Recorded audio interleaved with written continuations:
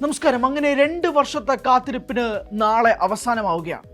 രജനി ലോകേഷ് കൂട്ടുകെട്ടിൽ റിലീസാവുന്ന കൂലി എന്ന ചിത്രം റിലീസിന് തയ്യാറെടുക്കുമ്പോൾ ഇതുവരെ കാണാത്ത ഹൈപ്പിലാണ് ചിത്രം എത്തുന്നത്.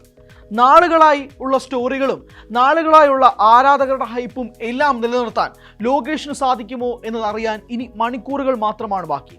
ചിത്രം LCUവിലുണ്ടോ? ചിത്രത്തിൽ ശിവകാർത്തികേയൻ അഭിനയിക്കുന്നുണ്ടോ? കമലും രജനിയും വർഷങ്ങൾക്ക് ശേഷം വീണ്ടും ഒന്നിക്കുകയാണോ? 1000 ചോദ്യങ്ങൾക്ക് ഇനിയുള്ള മറുപടി നാളെയായിരിക്കും കിട്ടുക. ഒരുപാട് സംശയങ്ങൾ ഇപ്പോഴും നിലവിൽ നിൽക്കുകയാണ്. ഒരു തരത്തിൽ പോലും ഒരു ക്ലൂ പോലും നൽകാത്ത ട്രെയിലർ, അതിനുശേഷം വന്ന പാട്ടുകൾ, ഓഡിയോ ലോഞ്ചിലെ ചെറിയ ഹിന്റുകൾ, ഇതെല്ലാം വെച്ചുകൊണ്ട് മാത്രമാണ് ആരാധകർ നാളിതുവരെയും കൂലിയുമായി ബന്ധപ്പെട്ടുള്ള അപ്ഡേറ്റുകൾക്കായി മുന്നോട്ട് വന്നത്. ഓരോ തവണയുമുള്ള ട്രെയിലർ ഡീകോഡിങ്ങും പാട്ടിൽ നിന്ന് കിട്ടുന്ന എന്തെങ്കിലും ഒരു ഇൻഫർമേഷൻ ഉണ്ടെങ്കിൽ അത് വെച്ച് പോലും തിരക്കഥയുമായി കണക്ട് ചെയ്യുന്ന രീതിയിൽ പോലും ആരാധകർ മാറിക്കഴിഞ്ഞു.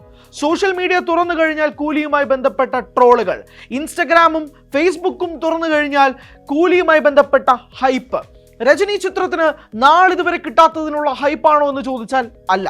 2016 ഈ ട്രെൻഡുകളൊക്കെ വരുന്നതിന് മുമ്പ് കവാലി എന്നൊരു ചിത്രമുണ്ടായിരുന്നു. പാരഞ്ജിത്ത് സംവിധാനം ചെയ്ത ചിത്രം.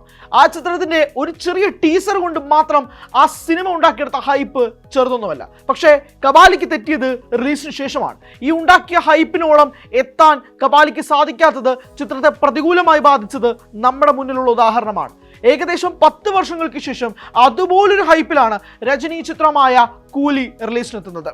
കൂലിയിൽ ദേവയായിട്ട് രജനി എത്തുമ്പോൾ രജനിയുടെ ഇതുവരെ കാണാത്ത രീതിയിലുള്ള മാസ് അപ്പീൽ എങ്ങനെയാണ് ലോകേഷ് കൊണ്ടുവരിക എന്നുള്ളത് ചോദ്യമാണ്. 1989 റിലീസായ ശിവ ഏകദേശം 36 വർഷമായി. ആ ചിത്രമാണ് രജനിയുടെ കരിയറിൽ അവസാനമായി രജനി അഭിനയിച്ച ഒരു A സർട്ടിഫിക്കറ്റ് ചിത്രം.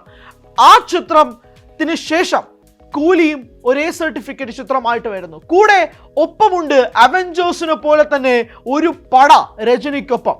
അങ്ങ് നോർത്തിൽ ആമിർ ഖാൻ തുടങ്ങി തെലങ്കാനയിൽ നാഗാർജുന, ഉപേന്ദ്ര, ശ്രുതി ഹാസൻ, സത്യരാജ്, സൗബിൻ ഷാഹിർ തുടങ്ങി വലിയ താരങ്ങൾ. അതിനിടയിലാണ് ഹൈപ്പ് ക്രിയേറ്റ് ചെയ്യുന്നത് പോലെ ലോകേഷിന്റെ ഭാഗത്തു നിന്നും, നിർമ്മാതാവ് കലാനിധിമാരുടെ ഭാഗത്തു നിന്നും, കോ റൈറ്ററിന്റെ ഭാഗത്തു നിന്നും ഉണ്ടാകുന്ന ചെറിയ ചെറിയ ഹിന്റുകൾ.